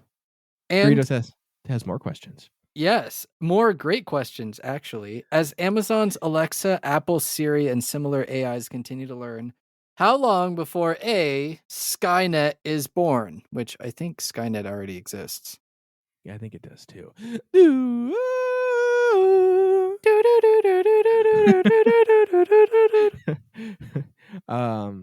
The Twilight Zone. Part A is how long before Skynet is born, and part B is society begins lobbying for AI rights. So, how long before Skynet is born? What is Skynet again? That's like a defense system that went haywire, right? That's in Terminator. That's like the evil. I know what it is in Terminator, but what would be the real life equivalent? I feel like it's not. There's not a single AI that's like that bad yet. That we know of. And it's tough because it's like, I don't. Do you mean Skynet is born in the sense of AI? We make AI that's self-aware, right? Or just like an evil AI, like a robot turns angry and starts trying to harm humans or harm other things. I think that's probably what he meant. Yeah. I don't know. And it'll be tough to like determine that as well. Yeah. Kind of like in the sci-fi movies where it's like, well, robots act like this all the time. Now all of a sudden it's different. I don't know. That's a good question. I feel like it's one of those things where it's like, oh, we're going to have flying cars in like the next 10 years. And like you could, but it doesn't happen kind of thing. Where like if like the Jetsons, like that was set in the year like 1990 or something. It's one of those things where it's like you think it's going to happen sooner than it actually does. Right. So like you would think like, oh, probably 50 years they could have an AI that's just like a human because like they're so close right now. But like really it's like 1,000 years or something crazy, Yeah, that's true. And also it's just there's a difference between having an AI in a computer and then an AI in a robot that's moving around and doing stuff. That's true robotics also has to advance if we're talking like Terminator style Skynet AI that's like then self-replicating and all that stuff. And I feel like that's same with like the AI rights. I feel like people already lobby for AI rights more or less, but it's not in the direct terms of like AIs are people. It's like, we want we want looser restrictions on being able to research this artificial intelligence or like, right. Or we want tighter restrictions because people keep stealing our ideas and, like we can't stop them. Right. I don't know. That's a good question though. I don't know. I feel like it'll be a while. I agree. I think the AI rights will be quite a while because the AI has to be so good that it's human like, AI and robotics. Yeah. And I feel like that's a good line of distinction. I feel like people will probably not care that much widespread until it has a body. Once it's like an AI that's close to a human that also has a robot body, then people are going to be like, oh, that's basically a human. Like, hey, what are we doing? Yeah. That makes sense. Doritos also asks a very funny question. What is the average velocity of an unladen swallow? As in a non-burdened bird, specifically a swallow. I asked the follow-up question of whether or not it's a European swallow or an African swallow, because that would make my answer different. But Doritos just replied yes. So that's a Monty Python in the Holy Grail reference. Yes, to be the factual satire killing person, 24 miles an hour according to Google. Perfect. Thank you. Thank you, ATRAX. There you go. I do love that miles movie. an hour. I do love that movie though. Oh yeah, me too. Suppose two sparrows are carrying the coconut together. I love how like they didn't have a budget for horses, so they just like are clicking the coconuts together. Just like right. I forget how they with the little toys that you find at like Walmart. Right. All right. So Marcus has a serious question. Marcus B814 asks, what does being a part of Working Class Nerds and the nerds community mean to you? I think I can go first, I suppose. All right. So being a part of Working Class Nerds and the nerds community, it's a little surreal to me because you know, as you all know, or maybe you're about to find out, Marcus and I started this show almost 5 years ago now, just to like between he and I, because we were talking about video games together and nerdy TV shows and movies, like while we were working, and then listening to podcasts about those other video games, TVs, movies, whatever, and other people talk about it. And we were having conversations pretty similar to like Working Class Nerds episodes anyways. Marcus would tell me about what he was playing in Star Wars: The Old Republic at the time. I'd tell him what I was playing in like Shadow of War at the time, or whatever game I was playing, and like then like talk about, you know, different people that like we're engaging with in Discord or whatever. It was the AIE Discord or something, and like to be able to take like, I don't know, that idea, and then we make a show out of it, and it's terrible. And then like we slowly make it better as we're sort of being lazy about it. But the content's pretty fun because we're fun folks. And then like we make it like actually serviceable. And it's like, okay, this is a nice real show. Now audio quality's good, all that fun stuff. You had break sounds, you had intro music, all that. And like I don't know where it happened, but the transition from, oh, we're just doing this from fun to like, hey, there's people actually listening and like that care about the show. I don't really know when that happened. It was, you know, years ago, obviously at this point. But then Marcus decided, hey, I'm going to make a community on Discord. And that really is when it like made that the fact that, hey, people are listening to the show that you're making and like actually care. That made it real, you know? And it went from something that's like frivolous and I'm having fun and, you know, I'm taking it semi-seriously, right? And I feel like that frivolous energy like makes the show less like approachable and it's easy to listen to. Because the whole vibe is, hey, you're just hanging out with me and Marcus or me and ATRAX or whoever is on the show, right? Yeah. But that, you know, it's a little surreal for me that Working Class Nerds has evolved into what it is now. And there's a whole nerds community of people that like actually care. Now they care about all of our streams too. So it's still, I don't know. I still have like a little bit of that, like, hey, we're just having fun here sort of energy. And like, I still can't believe people listen. So it's almost like something I'm thankful for. It is something I'm very thankful for. And I'm grateful to have the nerds community, that there's people that actually care about the show. But I get a lot of, selfishly speaking, I get a lot of enjoyment out of it too, because I get to hang out with Marcus every week, you know? Yeah. It's like Marcus is my cousin, but he's basically my brother. So it's like, it's time for us to like, we catch up on the show, but we catch up on the pre-show and sometimes he comes over. So it's really a fun hangout time, selfishly speaking. But then also like the thing that drives me to go, okay, I'm going to make sure I go edit the show and it looks good and it like sounds good. And, you know, or if something's going to be late or if my, you know, stream is going to be whatever it is, like I was making an announcement or something, like to keep the quality up, it like the nerds community gives me a sense of like duty almost. Like, hey, I got to do it for these other people because it's not just me hanging out with Marcus. This is like people actually care about the show. So now it's like there's weight to it, and it's really easy to like, you know, do the extra thing and make sure stuff gets out on time or whatever it is. But it's really a unique experience to have something that's so like not casual, but like selfish in a way. It's like something that I enjoy, and now all of a sudden people are enjoying me enjoying doing it. So right, it becomes more serious. You know, I don't know if I articulated myself well there, but I think it's you get what I'm trying to say about yourself. Yeah. Well, anywho, what do you think?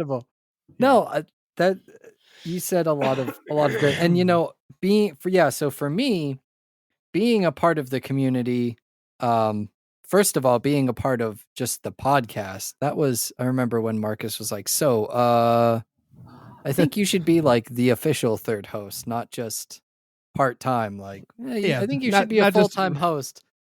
right. I was like, wait, really? Like, you want me to, I get to have a podcast, like I get to say, Right. hey, this is my podcast, even though it is hours. Yes. Like, and Yeah. I'm coming in late, but Yeah, but still being able to say, for the record, I still refer to it as my podcast. So right, exactly. feel free. And it is. Yeah, it is. Even But though it is but our podcast, it's yeah, mine. yeah, exactly. So, Exactly. being able to say that, and also not conversely, but like in addition to that, for a long time, one of the things when I was younger, that got me kind of into content creation from like a young age, but also just that kept me interested in video games, there was this, and it wasn't really a podcast, it was an early YouTube series. But there was this guy named Pete Dorr, and he had this series called Games I Bought Recently. Okay. And he just sat there in his room and he showed like the covers of games that he bought. And it came out like every 2 weeks or so. And he had like DS games, he had Wii games, he had PlayStation games, like just all the plethora of the current generation. And so I was like, man, that's just watching it was so cool. And so even though I could never play the games or whatever, I don't know, it was just interesting to me. So now being able to kind of do something similar to what I enjoyed when I was younger is really cool, to be able to come on the show and, hey, these are great games that are showing up on Game Pass. I played this recently. Last week you were gone, Nick, but I found out that I've played 75 unique games on stream. Wow. In my like 2.5 years. Yeah. So holy shit, that's crazy. Right? It's insane. So being able to now talk about those games and like, shows and stuff that you are both interested in, and being able to provide input and create a conversation about fun pop culture and stuff is awesome. And then the nerds community, who has been nothing but welcoming to more, not necessarily a stranger, because I've been on the show before and I'm around in Marcus's and your stream and whatnot. Yeah. But more or less, like you said, the show has been going for 5 years, and now here we're changing up the dynamic in the last month or so. That's pretty nerve-wracking, but then the nerds community has been super welcoming and everybody has been awesome. So that means a lot to me too, that just everybody's like, oh yeah, ATRAX, great. All right, what do you got for us? Right. It makes me like warms my heart too. It's like, oh, yeah, people that like us like our changes too. It's great. It's great. So thank you, nerds community. Yeah, exactly. Thank you, nerds community. We wouldn't be here without you. All right. Marcus has a couple frivolous questions. He asks, sweatpants or gym shorts? See, in my core, I'm a gym shorts guy. Like, I'm wearing shorts right now. Yeah. I actually went to the grocery store. I'm wearing a t-shirt, slightly heavy flannel, almost like a jacket kind of thing. Not a jacket, but like a sweatshirt, like level heaviness. Lumberjack flannel. Yeah. Yeah. And then I have gym shorts on and flip flops. That's what I went to the grocery store in. All right. Which is quite the outfit choice. But yeah, I think my legs get hot all the time, especially indoors. Like, if it's winter time, I'll put on sweatpants to, like, if I'm, in that attire space to go to the store or something. But like, no, normally if I'm just wearing comfy clothes, it's gym shorts. How about you? I highly prefer wearing shorts, but I'm generally too cold. Okay. Because out here, it's, I don't know, 50, 60 degrees 8 and 9 months out of the year. And only 2 or 3 months do we have it actually nice, 60, 70, 80, 90, whatever. Okay. Then it gets really hot. I don't know, 100 or something. But So normally it's just too cold. Like if I'm even in the house, it just gets too cold because we can't heat it. It'd cost $1 million to just heat up the house all the time in the winter. Yeah. So normally I'm wearing gym shorts or sweatpants, or I'm sorry, normally I'm wearing sweatpants, but I highly prefer gym shorts. And if I can keep my room warm enough, then I will wear shorts as much as I can. Yeah. Even if I, it makes the room kind of smell a little bit. Like, it is what it is. It's gotta stay warm. no, I get it. What's hilarious to me is you're like, yeah, 50, 60 degrees. It's just too cold. I'm like that. I literally, it's 55 out now here, and I wore shorts outside Right. and like thong flip flops. Yeah. Well, everybody, I understand. Like, I am definitely the odd kind of reptilian person. I No, need not at the all. Because sun. that's where you live, you know? That's Yeah. like what you're used to. But we're like the Northeast. I'm like, oh, it's over 40. This is like cool. This is warm. Right. So like, because in the winter, it's not uncommon for days to be like in like the really bad times when it's super cold. It can be like in the single digits temperatures, and then there's like crazy wind gusts, and it feels like it's -20. It's like the wind chill factor, they call it. It'd be Yeah. like in the negatives with so Right. it can be really unbearably cold. And honestly, I feel like my line of like I fucking hate everything like amounts of cold is under 20 degrees. Anything under 20 degrees Fahrenheit, I hate the world. And over 20 is like it's cold, but I get it. You know what I mean? Right. Over That's when the 20, snow starts sticking. It's nice out. Right. yeah. Well, like I can wrap my brain around like, hey, it's wintertime, you got to dress up and it's cold. But like under 20 is when like you need to be thinking about like covering your face to walk to the car. Like, Yep. like Yeah. like you should put gloves on before you leave the house because your hands are gonna hurt. Like it's cold. Like if you, especially when I used to work outside with Marcus, like working outside, like breathing it in, like that's when your your nose hair like gets like ice on it Frozen. as from the humidity in your breath.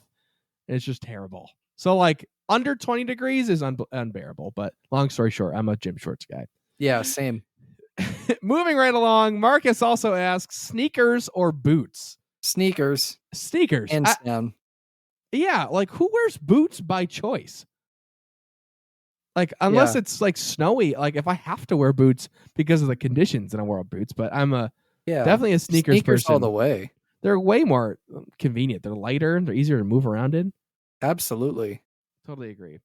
Last question for working class questions, and the last question from Marcus is: what's your favorite part of life?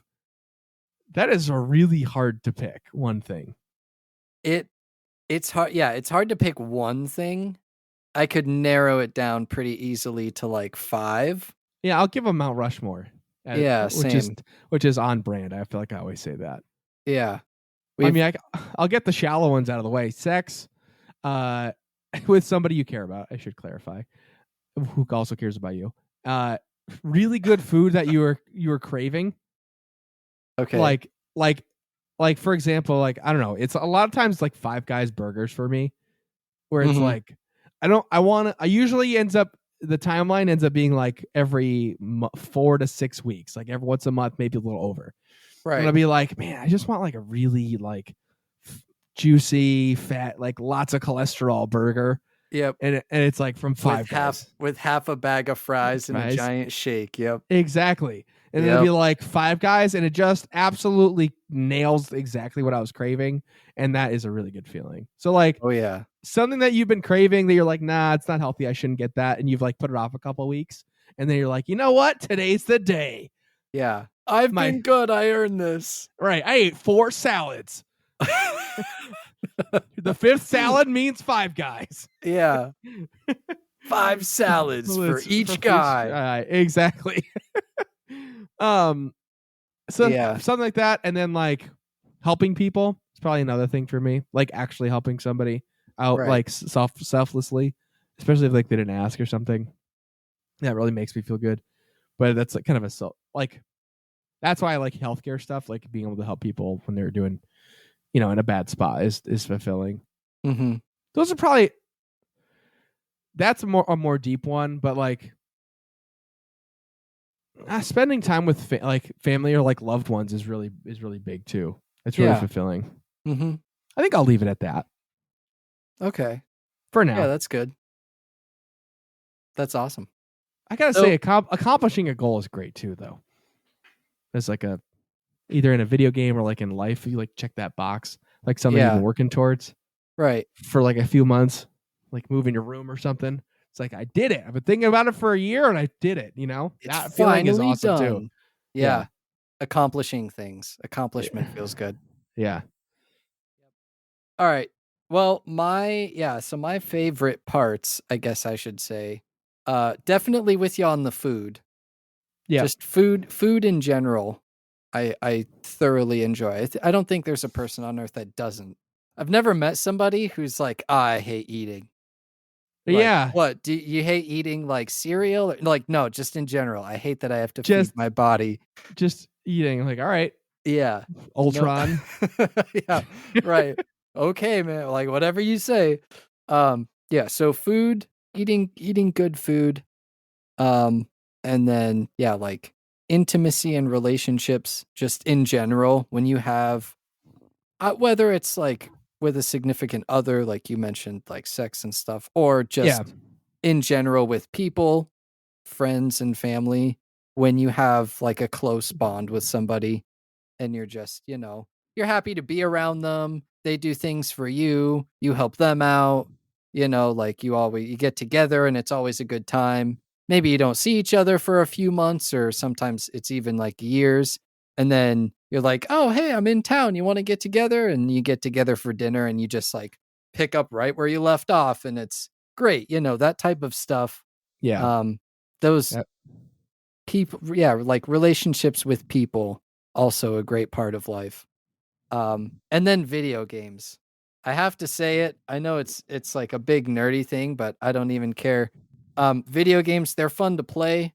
I think that a lot of them, they're very artistically fascinating too, because you have the combination of like for a video game, you have to have the story, then you have to flesh out the world, and then there's cutscenes. So you have the video editing and the art department, and then there's the coding for how everything in the AI works.